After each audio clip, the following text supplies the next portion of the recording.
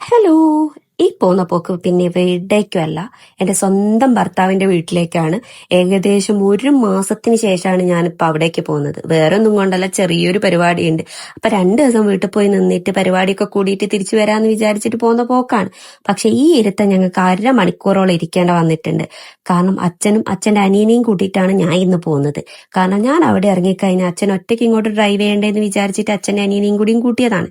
പക്ഷെ അച്ഛന്റെ അനിയൻ വരാൻ നല്ല രീതിയിൽ ലേറ്റ് ആയിട്ടുണ്ടായിരുന്നു. ഹെയ്സ് ഇക്കളി കുറെ നേരം കളിച്ചിട്ടുണ്ടെങ്കിലും കുറച്ച് കഴിഞ്ഞപ്പോൾ ആളെ സ്വഭാവം പുറത്തെടുത്തു. ആൾക്ക് പിന്നെ നല്ല ഉറക്കം വന്ന് ഞാൻ അവളെ ഉറക്കാൻ വേണ്ടിയിട്ട് ഫീഡൊക്കെ ചെയ്ത് ഉറക്കി. അങ്ങനെ കുറച്ച് കഴിഞ്ഞപ്പോൾ അച്ഛൻ്റെ അനിയൻ വന്നു. പിന്നെ ഞങ്ങൾ വണ്ടി എവിടെയും നിർത്തിയില്ല. പിന്നെ നിർത്തിയത് നടുവണ്ണൂർ എത്താനാകുന്ന സമയത്താണ്. നിർത്തേണ്ടത് എന്തെന്ന് വെച്ചാൽ അച്ഛൻ എവിടെയും വെറും കൈയോടെ പോകുന്ന ശീലമല്ല. അച്ഛൻ കുറച്ച് സാധനങ്ങളൊക്കെ വാങ്ങാൻ വേണ്ടിയിട്ട് പുറത്തിറങ്ങി. എവിടെ പോകുന്നേരം വെറും കൈയോടെ പോകരുത് എന്നാണ് ആളെ നിർബന്ധം. അങ്ങനെ സാധനമൊക്കെ വാങ്ങി പിന്നെ എവിടെയും വണ്ടി നിർത്തിയില്ല. നേരെ പിന്നെ പോയത് വീട്ടിലേക്കായിരുന്നു. ഹെയ്സു വീട്ടിലെത്തിയ സമയത്താണ് ഉണർന്നത്. അങ്ങനെ അവിടെ എത്തിയപ്പോൾ ആരും ഉണ്ടായിരുന്നില്ല പുറത്ത്. ഗേറ്റ് ഒക്കെ തുറന്നിട്ടുണ്ടായിരുന്നു. നേരെ റൂമിലെത്തിയപ്പോഴാണ് അച്ഛൻ ഞങ്ങൾ വരുന്ന കാര്യം പോലും മനസ്സിലായത്. കാരണം ഞാൻ പറഞ്ഞിട്ടുണ്ടായിരുന്നില്ല.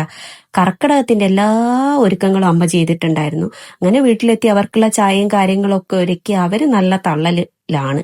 ഇവിടെ എത്തിയാലും അവര് നല്ല ഉഷാറ് കഥ പറച്ചിലായിരിക്കും. അങ്ങനെ കുറെ നേരം കഴിഞ്ഞപ്പോൾ അവളെ കളിപ്പാട്ടവും കാര്യങ്ങളൊക്കെ ആയിട്ട് ഇരിക്കലായി.